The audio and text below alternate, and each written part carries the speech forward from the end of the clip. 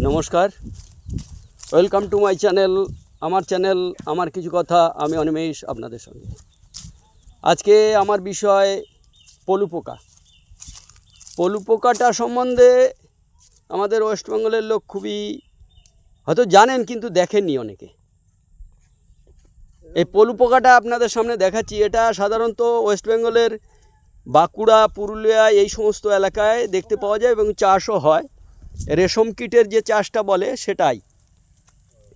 পলুটা আমি আসামে আছি বর্তমান। আসামের চরাইদেও ডিস্ট্রিক্টের কচুপাথারে এক ভদ্রলোক উনি চাষ করেছেন, এবং যে গাছগুলো, এই গাছগুলো সাধারণত সম্ভবত তুত গাছ, এরা নামটা অন্য বলছে। পোকাটা আপনাদের দেখাচ্ছি।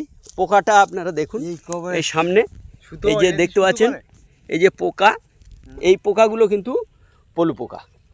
এই পোকা দেখছেন আস্তে আস্তে এই পাতা খেয়ে বড় হচ্ছে। এইগুলো ছোট পোকা।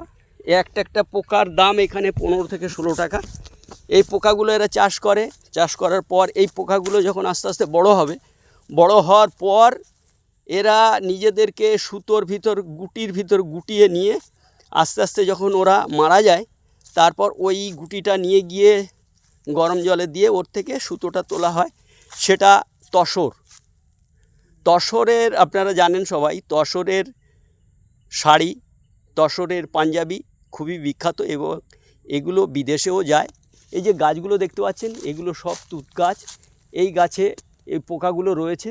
এই পাতা খেয়ে এরা বড় হয় এবং এতেই এদের জীবনশৈলী তৈরি হয়।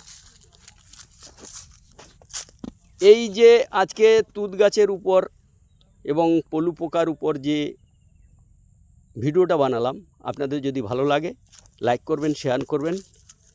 ধন্যবাদ।